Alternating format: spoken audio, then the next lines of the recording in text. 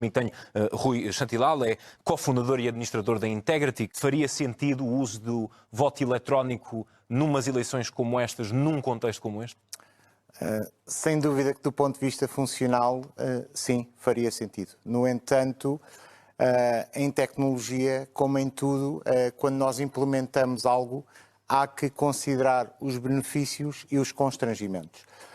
Na realidade que nós vivemos hoje em dia, nos quais grande parte dos serviços estão disponíveis tecnologicamente, seja o acesso à banca, seja o acesso à saúde. Há pouco tempo atrás noticiava-se, por exemplo, que a escritura das casas ou de um imóvel poderá passar a ser feita online. É natural que as pessoas perguntem porque é que eu não posso votar online. E porquê é que isso não está a acontecer em Portugal? São questões também legais neste momento?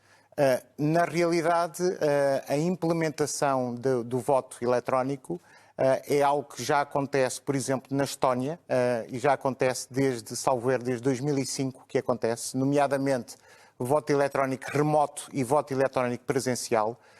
Existem recomendações por parte do Conselho Europeu dos passos que devem ser tomados, porque não são só tecnológicos, dos passos que devem ser tomados por forma a implementar uma solução de voto eletrónico. Na verdade, em Portugal não é inédito, porque em 97 foi quando foi feito o primeiro teste piloto pelo CNE de voto eletrónico, mas presencial, ou seja, não era remoto, era nas cabines de voto, existia um equipamento que permitia a execução do voto eletrónico. Foram realizados mais alguns pilotos. O mais recente foi em 2019, nas europeias, foi realizado em Évora, por exemplo, e sempre com sucesso. As questões e a resistência à implementação... Com questões de privacidade, sobretudo? Não só. Primeiro, repare, se a tecnologia hoje em dia, indubitavelmente, que lhe permite votar a partir de casa. Ponto. Portanto, não é uma questão propriamente tecnológica. Prende-se com... Primeiro, numa votação é preciso que efetivamente se garanta o anonimato de quem se vota. E, portanto, isso hoje em dia já é possível realizar e já é realizado no exemplo da Estónia. Mas levanta-se, por exemplo, os problemas da coação. Imagine, em sua casa, alguém que o obriga a votar em alguém que não quer. E, portanto, vai contra um princípio. É preciso implementar um controlo para garantir que não existe coação. Um outro grande problema que existe tecnológico e para o qual também existem soluções tem a ver com a auditabilidade. Ou seja, não é convencer quem ganhou que ganhou, mas é convencer quem perdeu que efetivamente perdeu. E essa pessoa aceitar o resultado. Para tal, é preciso que o resultado seja auditável. Onde é que está o problema? O problema está no facto do voto ser anónimo. Ou seja, por um lado, tem que se garantir que o cidadão tem direito a votar. Por outro lado, tem que se garantir o anonimato do voto do cidadão, mas, por outro lado, também tem que se garantir a possibilidade de auditabilidade. E, portanto...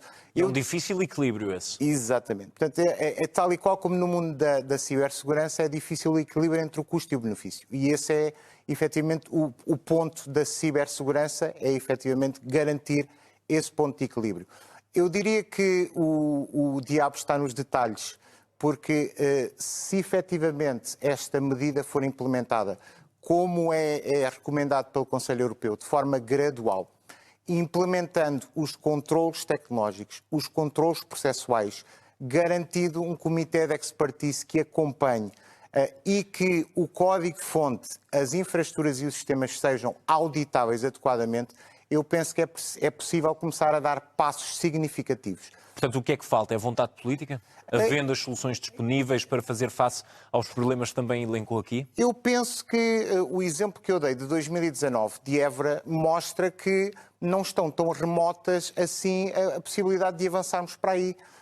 E, inclusivamente, o relatório que eu tive acesso ao piloto que foi realizado em 2019 recomenda que na nova legislatura, efetivamente, que seja considerado o voto eletrónico. Eu também gostaria só de realçar que entre a realidade que temos hoje e o voto eletrónico remoto existem soluções intermédias, porque existe o voto eletrónico presencial e o voto eletrónico totalmente remoto.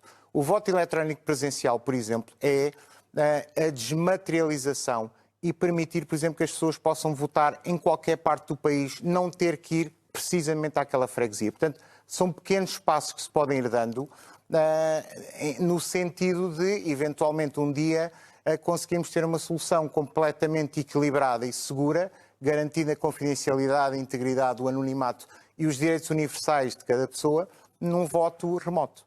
Rui Centelal, apenas para terminarmos a nossa conversa, acredita que o contexto que estamos a atravessar poderá ser o impulso final que faltava para pôr em marcha a implementação de um sistema como este? Sem dúvida que sim, porque há muitas pessoas que efetivamente terão mais resistência, principalmente depois de termos visto os tempos de espera hoje.